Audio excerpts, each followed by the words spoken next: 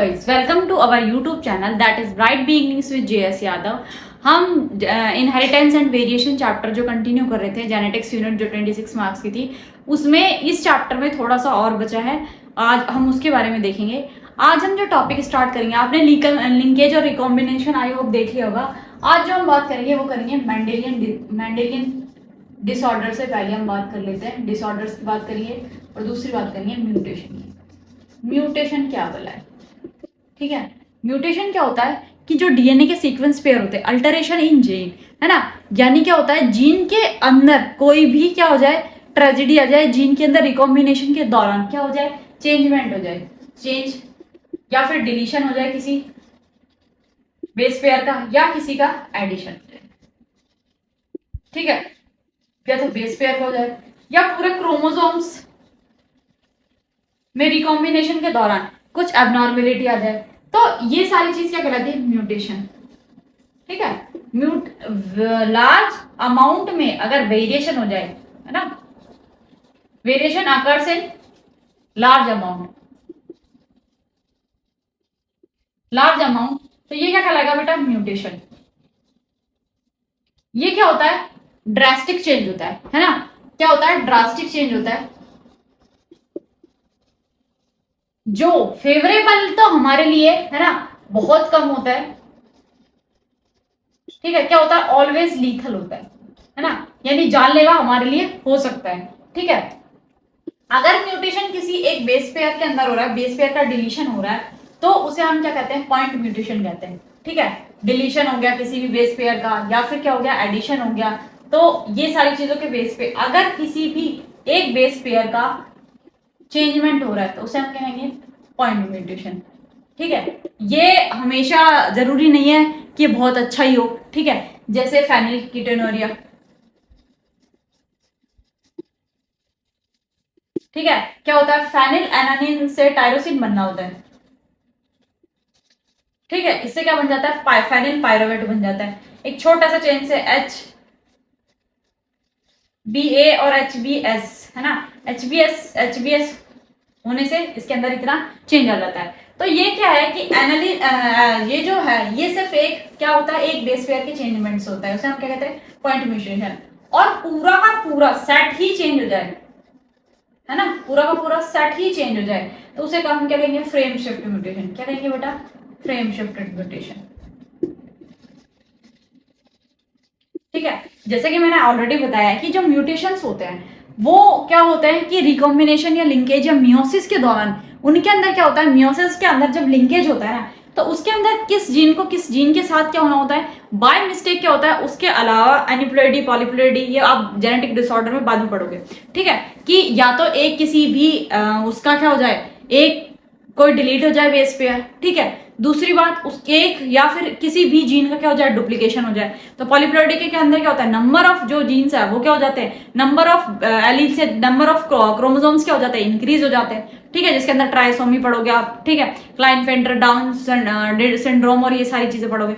दूसरी चीज क्या हो जाएगी, एक कोई चीज है, एक जो क्रोमोसोम है उसका क्या हो जाए, डिलीशन हो जाए, या फिर उसमें थोड़ा सा एडिशन हो जाए, ठीक है। तो उसके बारे में पढ़ोगे, तो वो क्या है, पॉइंट म्यूटेशन है कि एक पॉइंट पे ही सर्टेन चेंजेस हुए जिसकी वजह से क्या हो गया, पूरा का पूरा वो जो ऑर्गेनिज्म है वो लाइफ लॉन्ग क्या करेगा, उसे सफर करेगा, ठीक है। तो म्यूटेशंस जो होते हैं वो फायदेमंद तो होते नहीं है बहुत। तो इसके अंदर क्या हो रहा है कि बहुत ज्यादा चेंजमेंट आ रहा है। दूसरी बात देखो, इसकी वजह से अर्थ के अंदर अगर बहुत ज्यादा चेंजमेंट आ रहा है, इवोल्यूशन हो रहा है, तो उसकी वजह से भी हो सकता है। यूवी रेडिएशन की अगर आप कांटेक्ट में आते हो तो भी क्या हो सकता है, जीनोम या सेल के अंदर कोई भी अबनॉर्मेलिटी आ सकती है। तो जैसे कैंसर सेल्स जो होती है उनके अंदर क्या होता है कि उनका जो सेल साइकिल या सेल डिवीजन है, सेल साइकिल उनकी क्या हो जाती है, इंटरप्ट हो जाती है। जो सेल 24 घंटे में डिवाइड करनी होती है वो बहुत फास्टली डिवाइड करती है और क्या बना लेती है, गांठ टाइप स्ट्रक्चर बना लेती है ना। तो इसकी वजह से क्या होता है, इसकी वजह से वो ये जो सेल्स का जो मास है, मास बन जाता है, उसकी वजह से क्या हो जाता है, कार्सिनोजन में कन्वर्ट हो जाता है, जो कि कैंसर कॉज करते हैं। जो म्यूटेशन कॉज करते हैं उन्हें हम कहते हैं म्यूटाजेंस। क्या कहते हैं बेटा, म्यूटाजेंस, है ना। हमारी बॉडी के अंदर जो म्यूटेशन कॉज करते हैं उन्हें क्या कहते हैं, म्यूटाजेंस। ये कोई केमिकल भी हो सकते हैं, केमिकल फैक्टर्स भी हो सकते हैं, ठीक है। कोई रेडिएशंस भी हो सकती है कि रेडिएशन के कांटेक्ट में आप आए और आपको क्या हो गया, आप उससे सफर करने लगे। दूसरी बात, अब क्या हुआ देखना, अब हम पढ़ेंगे पेडिग्री एनालिसिस। या पेडिग्री क्या होती है, मेंडेलियन डिसऑर्डर से पहले आप पेडिग्री के बारे में और जान लो। क्या हुआ बेटा, ध्यान से सुनना मेरी बात। पेडिग्री एनालिसिस के अंदर ये मेनली ह्यूमन बींग्स के लिए होती है।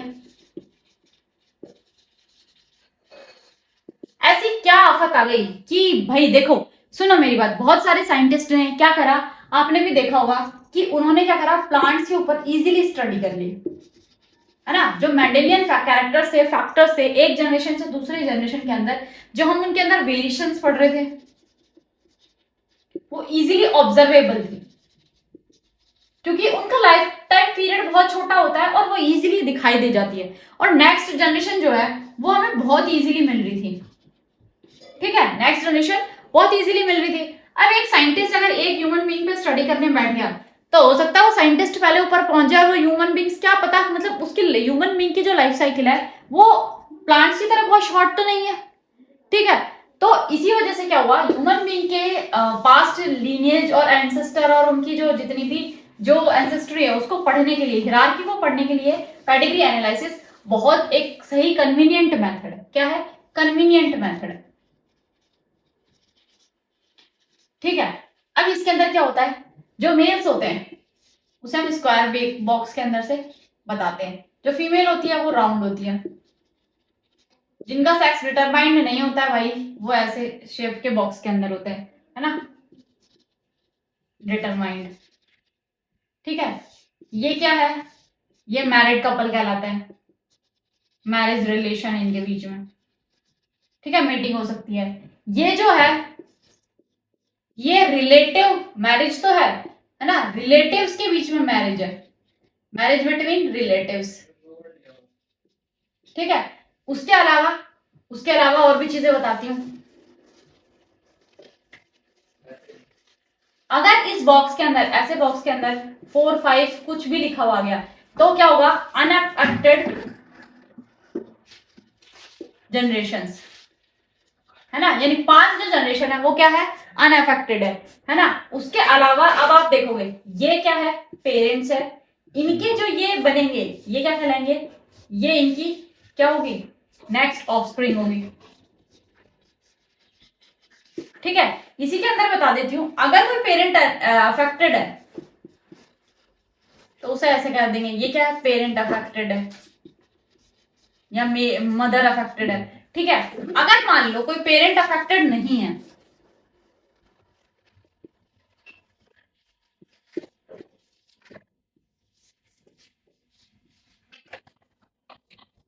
ठीक है, ये क्या हो गया, सन अफेक्टेड हो गया, यानी अफेक्टेड जनरेशन हो गई, ठीक है, या अफेक्टेड ऑफस्प्रिंग हो गई।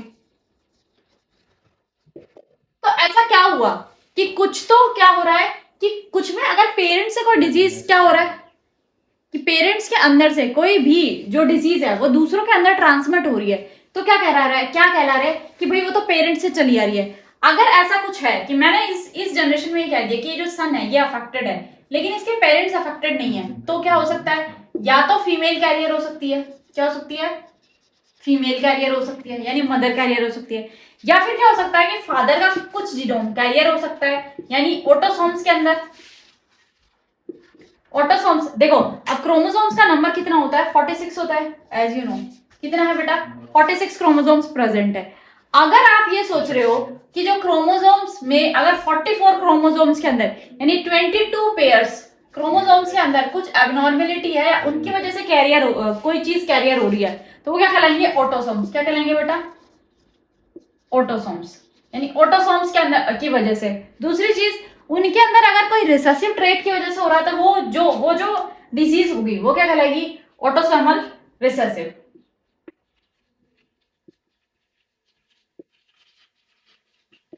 ठीक है, ये कहलाएगी। उसमें क्या हो सकता है, कोई भी मेल या फीमेल एक कैरियर हो सकता है, जैसे हीमोफीलिया पढ़ोगे आप, उसके अंदर ब्लड क्लॉटिंग जो है वो अफेक्टेड होती है, ठीक है।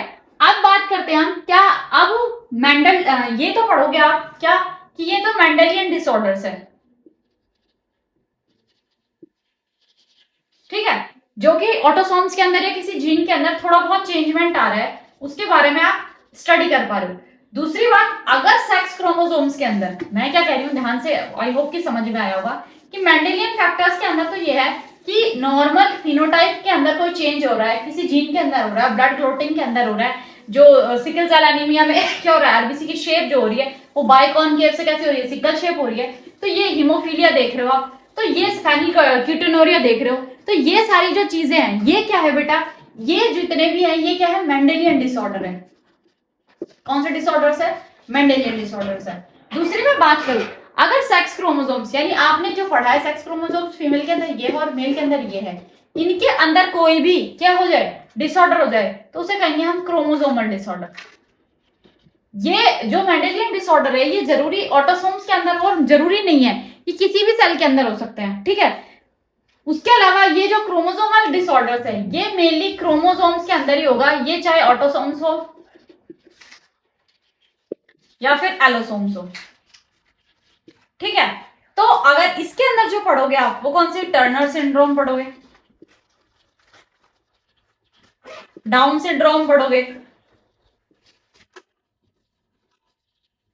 और क्लाइनफेल्टर सिंड्रोम पढ़ोगे, ठीक है।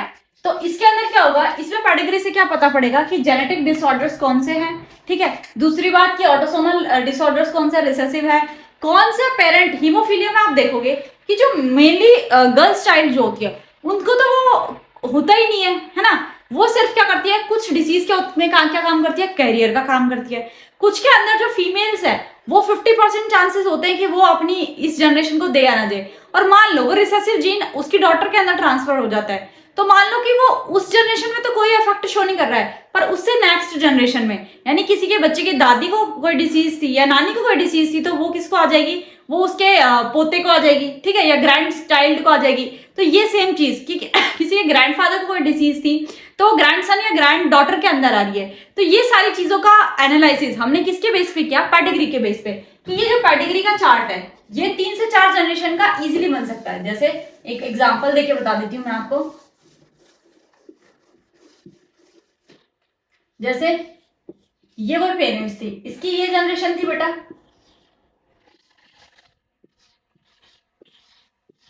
ये अफेक्टेड था, मान लो इस लड़की की शादी किसी के साथ हो गई और इसके बेटे की शादी के साथ हो गई, इसके अंदर क्या हुआ, ये पॉसिबिलिटी हो सकती है। इसके अंदर क्या हुआ कि इसकी क्या हो गया, इसके सन को ये बीमारी हो गई, इसका मतलब इनके ग्रैंड पेरेंट्स को था। इधर क्या हुआ, इसकी डॉटर क्या हुई, इसकी कैरियर हुई, ठीक है, यानी हीमोफीलिया की मैं बात करूं तो इससे क्या पता चल रहा है कि आपको ये पता चला कि इस जनरेशन में तो ये तो अनअफेक्टेड पेरेंट्स है, अनअफेक्टेड है। मान लो या तो ये हुआ कि इस जनरेशन के अंदर म्यूटेशन हुआ होता, मान लो इस जनरेशन के अंदर कोई म्यूटेशन हुआ होता तो क्या होता, इस जनरेशन से ये इसके जो बच्चे होते हैं उन्हीं को पास ऑन होता, ठीक है। यानी ये क्या है, ये इससे पास्ट एंसेस्टर्स से चली हुई आ रही है ना, यानी इसके इस बच्चे के ग्रैंड पेरेंट्स को जरूर ये डिजीज होगी, तभी इनमें से कोई एक क्या है, कैरियर है, ठीक है। या तो फादर कैरियर हो सकता है या मदर कैरियर हो सकती है। अगर हीमोफीलिया की बात है तो इसका मतलब ये मदर अफेक्टेड है और इसकी वजह से क्या हुआ होगा, इसके जो ग्रैंड पेरेंट्स यानी जो नाना नानी होंगे उनको ये डिसीज हो सकती है, तो इसी वजह से ये क्या हो रही है, इस जनरेशन तक शो हुई। तो ये जो पेडिग्री एनालिसिस है ये 4 से 5 फ्यूचर जनरेशन है ना, और नेक्स्ट जनरेशन में क्या पॉसिबिलिटी है उसके बारे में आपको डिटेल्ड में स्टडी कराने में हेल्प करती है, ठीक है। तो इसकी वजह से है ना आप ये पता कर पाते हो कि जो डिसीज है हमें कौन सी जनरेशन में होने की पॉसिबिलिटी है, किस किस को होने की पॉसिबिलिटी है, कौन से जीन में म्यूटेशन हुआ है, या फिर ये क्या कर चली जा रही है लंबे समय से उस पूरे खानदान में चली आ रही है, तो इसको इराडिकेट कैसे किया जा सकता है, इसके बारे में जो जितना भी हम स्टडी करते हैं वो क्या कहलाता है, पेडिग्री एनालिसिस कहलाता है ना, पेडिग्री एनालिसिस कहलाता है। अब हम जो बात करेंगे वो किसकी बात करेंगे, मेंडेलियन डिसऑर्डर की, ठीक है। मेंडेलियन डिसऑर्डर किसी भी बॉडी के किसी भी जीन के अंदर कोई भी चेंजमेंट आ रहा है तो उसे हम क्या कहेंगे, मेंडेलियन डिसऑर्डर। पहले बात जो हम कर लेते हैं वो कर लेते हैं हीमोफीलिया। हीमोफीलिया जो अफेक्ट करती है वो किसको अफेक्ट करती है, ब्लड क्लॉटिंग फैक्टर को। ठीक है, क्या नहीं हो सकता, ब्लड क्लॉटिंग उसके अंदर नहीं हो सकती है ना। किसी भी जीन के अंदर ब्यूटाग्लूटिन चेन के अंदर या ठीक है हीमोग्लोबिन के अंदर कोई भी चेंज आता है तो उसकी वजह से क्या होता है, ब्लड जो क्लॉटिंग है वो क्या होती है, अफेक्ट होती है। ठीक है, तो यानी ब्लड क्लॉटिंग के अफेक्टेड होती है। इसमें फीमेल कैरियर के चांस लीस्ट होते हैं। फीमेल कैरियर हो सकती है पर उसके चांसेस क्या होते हैं, बहुत कम होते हैं। मेनली कौन इससे अफेक्टेड होता है, males are affected. Cascade protein होता है जिसके अंदर क्या होता है, चेंजमेंट होता है। ठीक है, नॉर्मल प्रोटीन से कैस्केड प्रोटीन के अंदर जो चेंज हो जाता है उसकी वजह से ये होता है। ठीक है, मेल्स अफेक्टेड इससे हो सकते हैं। दूसरी बात हम करें फेनिलकीटोनुरिया की। किसकी बात करें, फेनिलकीटोनुरिया की। अब इसके अंदर क्या होता है, बीटा ग्लोबिन चैन में फेनिलकीटोनुरिया। ठीक है, इसके अंदर जो प्रोटीन होता है वो HB और HBS है तो नॉर्मल, लेकिन HBS दोनों जो है वो रिसेसिव हो जाए तो इसके अंदर क्या हो जाता है, इसके अंदर मेनली फेनिलएलानिल है। भाई मार्कर भी ऐसा धोखा दे रहे हैं, चल जाओ भाई चल जाओ। तो क्या है, फेनिलएलानिन जो है वो किसके अंदर कन्वर्ट होना है बेटा, टायरोसिन के अंदर कन्वर्ट हो रहा है। ठीक है, 6th पोजीशन पे जो GAG है GUA के अंदर कन्वर्ट होना होता है, लेकिन एक्चुअल में होता क्या है, इसके अंदर होता क्या है, फेनिलएलानिन जो है वो किसके अंदर, फेनिल पायरुविक एसिड के अंदर क्या हो जाता है, कन्वर्ट हो जाता है। इस वजह से क्या होती है, ये डिसीज हो जाती है ना। तो ये क्या है, मेंडेलियन डिसऑर्डर है।